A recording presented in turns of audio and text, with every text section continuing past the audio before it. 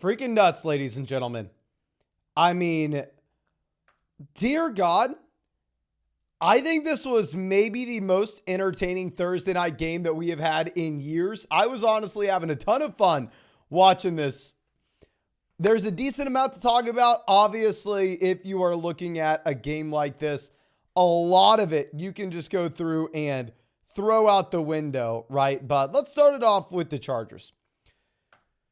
The first chance we've gotten to see Easton stick. And while, yeah, if you're looking at this box score, you'll see, oh my gosh, the man had 3 passing touchdowns, 1 interception, 113 passer rating. I mean, Easton stick looks, obviously, anybody who is paying attention understands that that was not the situation. This was an offense that was unable to move the ball down the field. This was a game that got completely out of hand. And the reality of the situation is, if you started Joshua Palmer, you got lucky. I have Palmer in a couple underdog best ball drafts, and thank you for coming through and getting us the 18-19 fantasy points. Walks away with 113 receiving yards and snags the receiving touchdown for you. But can you start this guy? Of course you cannot start this guy going forward. Gerald Everett has 8 targets. Of course you cannot start him going forward. Isaiah Spiller, 50, of course you cannot start him going forward. Should you pick him up off the waiver wire? Of course not. Austin Eckler, 5 carries, 9 rushing yards, 6 targets. Can you start it? Of course not. Do not start anybody here on the Los Angeles Chargers with no Justin Herbert. Looking at the talent of this roster, looks to be one of the worst teams in the NFL, or at least one of the worst coach teams in the NFL. And obviously having no Herbert here is an absolute killer. You also have no Mike Williams. You also have no Keenan Allen. This team's decimated by injuries. But going forward, I don't know if you can start Austin Eckler. I mean, yes, it's hard to take too much away from looking at the running back usage in a game where it's a complete blowout. But I don't know. If we're looking at it, I'm not starting him going forward, even if the usage may be there. And yes, I'm sorry. We had Austin Eckler ranked as a top 24 running back this week. That is on me. I would love to go through and see any rankings that anybody put out this week that knew the Raiders were going to blow them out and pretty much drop the hammer like the Miami Dolphins did earlier this year. Now, going over to the Raiders, this is a team where you do have a few startable pieces. Now, look at the running back usage. You have Zamir White, Amir Abdullah, Brandon Bolden, all getting involved. I don't know what we can take away from this. Obviously, Zamir White looked like he was the guy, but at the same time, I mean, I don't really know how the usage is going to be if the game's competitive, especially if the Raiders are trailing. But Zamir White looks good. He had 4 targets out of the backfield. He had 17 carries as well. The running back usage, the snaps underlying this, very difficult to take too much away from this. Going over to the receivers here. Davante Adams, 12 targets, cements himself still as a player that we are starting every single week. Going over to what we have with Michael Mayer, he sees 5. Obviously, the receiving touchdown, helping out a lot of people in underdog best ball drafts, but I'm sure you're not starting Michael Mayer next week, or at least I wouldn't be able to. And then looking at Jacoby Myers, he has both the passing touchdown as well as the receiving touchdown. And I would love to sit here and I would love to say, oh, okay, fire up Myers. I have Myers with a considerable amount of playoff teams. But the reality of the situation is, okay, well, he had 4 targets in this offense, right? Well, yeah, the game was absolutely out of hand. Should we expect the Raiders to go out there and drop 60 points every single? Of course not. Of course they're not going to be scoring 60 points every single week. It's a random Thursday night game that things get out of hand in. I would say looking at the Chargers, maybe we start Keenan when he comes back. We're probably ranking Keenan as a mid wide receiver 2, low end wide receiver 2 when he comes back. Austin Eckler, based off his receiving role, I'm assuming I'm going to rank him still as a low end RB2, high end RB3 when he comes back. I don't want to take everything away from the running back usage that we had in this game, just given how much of a blowout it was. Jacoby Myers still probably a wide receiver 3, even though it's a great game and he's helping us out a ton with some of our teams. I don't necessarily think we can pencil him in to be a must-start guy going forward. Devontae Adams, on the other hand, he's getting the volume. We have the large sample. He's still dominant. Adams will still be that must-start guy, and he will still be that low-end wide receiver 1, high-end wide receiver 2, dependent on the week and the matchup. Should you pick up Aiden O'Connell? Should you start him? No. At least I want it. I mean, if you really wanted to, you can. I mean, I'm looking at Aiden O'Connell saying it's probably just an outlier type game. And at the same time, he has no rushing upside. So from a fantasy perspective, probably has a little bit of a cap ceiling. But, and yeah, this is a good question. Do you think Keenan's coming back this season? Because if you are looking at Keenan Allen, what's the incentive for him to come back? What is the actual incentive that he would come back to this spot? But let's go ahead and pull up some questions here. And as we do this, I want to point out one of my favorite underdog pick'ems for y'all this week. I know y'all are going to disagree with me on this one, and it's completely fine. First off, of course, if you're new to Underdog, promo code FLOCK will give you a special Lamar Jackson pick'em, more than less than half a total yard for Sunday night. Code FLOCK will also get you 100% deposit match our rest of season fantasy football rankings. And check out all these pick'ems with the link in the description, live chat, or comment section. But I know y'all are going to hate me on this one, but please hear me out. Looking at Keaton Mitchell, this is a running back that, yes, is flashed from a per-touch perspective. Keaton Mitchell's also a running back that's splitting this backfield 3 ways, that has had 0 games this season. 0 games in his NFL career with 10 or more rushing attempts. So considering he has had 0 games and Justice Hill played more snaps than him this past week, I'm going to be going with Keaton Mitchell not to have 10 rushing attempts and fewer than 9.5 rushing attempts on Sunday night. I would try to go ahead and take advantage of that while we can. Michael says, got right by the Raiders defense, so we need some help. We need some serious upside here. CMC, Henry, Agent Smith, Debo, Sutton, Noah Brown, Hawkinson, McBride. We're going to go CMC, Henry at running back. We're going to go Smith, Debo at wide receiver. We're going to go Hawkinson. We will go Hawkinson at tight ends. And then for the flex, if Achane plays, I'll roll the dice with Achane, even if he has a low floor, because we are chasing the ceiling. And if Achane doesn't, I will roll the dice with Trey McBride. Hunter says non-PBR start 3. Mostert, Mixon, Moss, James Cook, and Ezekiel Elliott. Non-PBR format, we are going to be chasing touchdown upside. I'm going to go ahead. I'm going to take Mostert, Mixon, and Moss, my friend. Now, In says started Eckler and the Raiders defense. I'll take my 32 point. I mean, yeah, if I told you that Eckler got you 10, my man, and Eckler got you 20 and the Raiders defense got you about 13, you would take it. That's nice. Now, Michael says, dude, thank you for telling me to start the Raiders defense. About to give me a W for round 1. Any early recommendations for next week, defensive streamer? Well, congrats, my friend. I am super happy for you. And let's go ahead and let's figure out who the Chargers are playing next week, right? Is that what we got to do here? Chargers play the Bills, probably already rostered in your league. Looking at a few defenses, Houston's going up against Cleveland. Denver's going up against New England. New England's still at the very bottom of the NFL with their implied team total every single week. I wouldn't mind attacking that New England offense if we can. Now, Ebers says a guy in my league who lost the Herbert Allen stack started O'Connell and Palmer. Oh my. I would be so pissed. If I went up against Aiden O'Connell in a league today, I would have been laughing going into the game, counting my money. That is nuts. The Chicken Pulse is PBR pick 1. Chandler, Lockett, Warren, Higgins, Reed. We're going to go with Chandler now that you have Alexander Madison ruled out. I mean, there's not going to be another running back stealing touches. Brace says, imagine if Jacobs was healthy for the game. That'd be great. I mean, what? We'd finally get some Josh Jacobs points in here. Austin says, got 12th place in weekly winners last week. Hell yeah, my man. That is higher than any finish I've had in weekly winners all season. I don't even think it's remotely close. What does 12th place pay?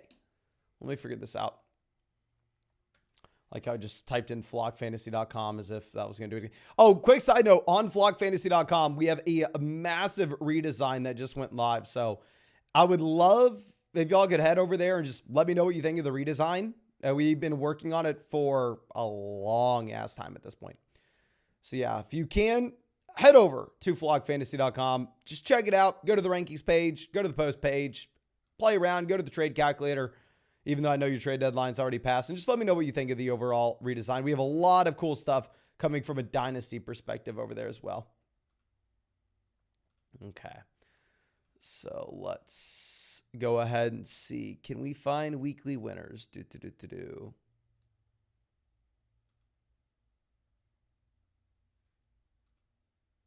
Okay, I'm not going to be able to find that, but congrats. Nonetheless, my friend, I am really happy for you. Dime says, missed the playoffs by 0.16 points.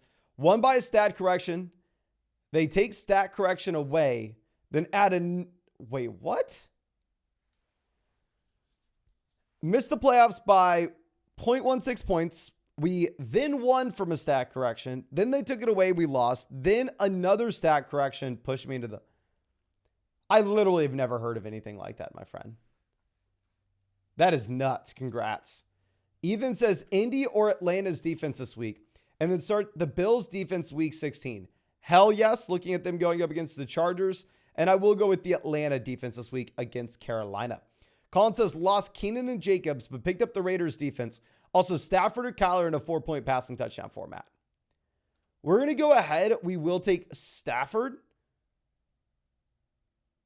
Just given what we have with the beautiful matchup going up against Washington. Big Verg says, who to start, Moss or Gibbs? So non-PPR format, I think you make a strong argument for Zach Moss, given the fact he's going to have every single touch at the goal line. Full PPR format, however, I'm going to go Gibbs in a good matchup. Now, Keegan says rank Flowers, Palmer, Sutton, rest of season. I'm going to go Flowers, Sutton, then Palmer. I'm not super excited about going through and starting Joshua Palmer after this game, ladies. I know Palmer was great. I promise you, I have him in a few underdog tournaments where I'm very excited about the points that we got, especially since he's a unique option in those as well. Like this underdog best ball mania team I have has dropped 39 points with both Devontae Adams and Joshua Palmer. Now, to be fair, this is also a team that is rolling with Jake Ferguson and Hayden Hurst at tight end. This is a horrible team. I have no idea what I was doing drafting this team. We have JT and Alexander Madison both out at running back. Yeah, this team's toast anyway, but that's a little disappointing. Now, Jesse coming out saying, half PPR formats. 2 running backs, 2 receivers, and 2 flex. Start Deonta Foreman, Demario Douglas for the second flex. Started the Chargers defense. Oh my gosh. That is horrendous, my friend. I probably go Deontay Johnson. Not excited about it at all with Trubisky in though. Michael says start Rashee Rice over Achane in a full PPR format. Obviously, it's almost impossible to figure out when we don't know the health of Devon Achane currently. I would say that if it's a full PPR format, I'm going to be completely fine if you want to do it. If Achane plays, obviously if Achane misses, then it's an easy spot to just avoid him. The thing with Achane is, I mean, this is a smaller running back, right? So what you were worried about, if you were worried about him coming into this season, was his inability to handle a large workload without getting injured, because we've really never seen a running back do it at his size over a large sample. And that's kind of coming true.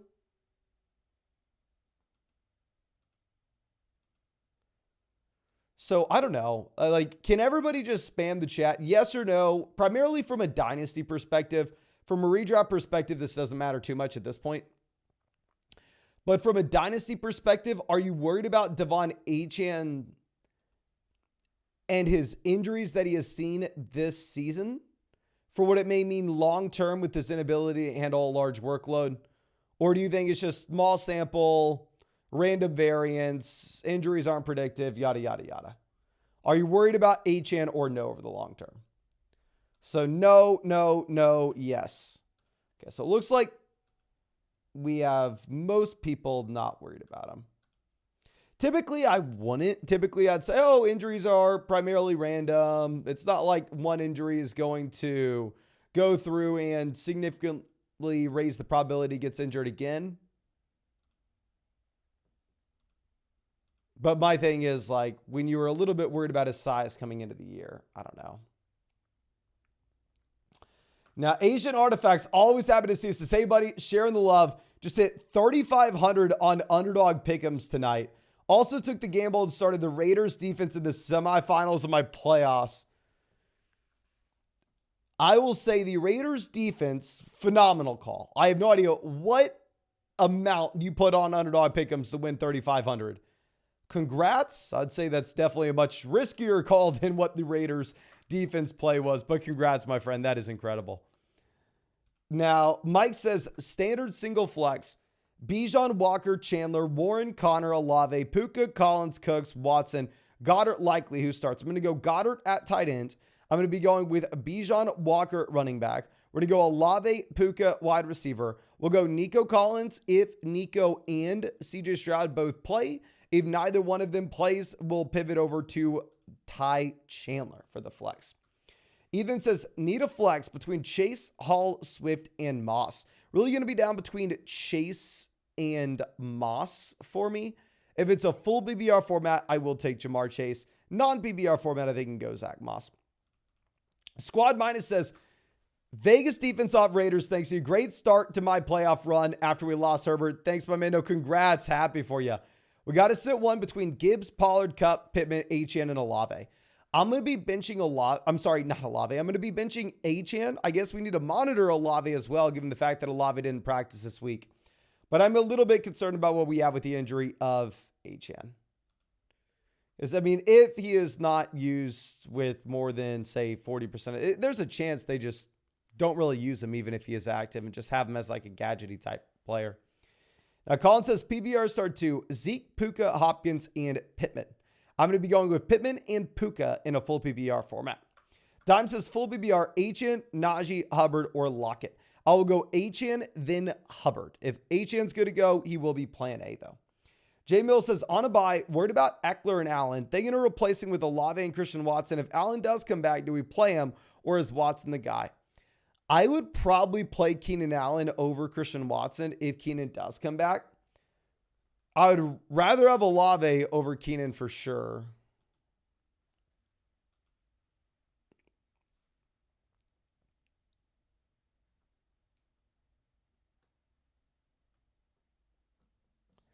I think you are 100% right to be worried about those guys. But at the same time, the two players that we'd be acquiring are injured, so I don't know if we're not worried about the package that we're getting as well. Nick says, pick two, Breece, Swift, and Zeke.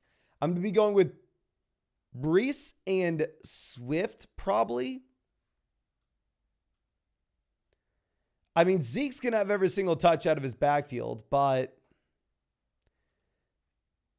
at the same time, Zeke's going to be in one of, if not the worst offenses in the NFL.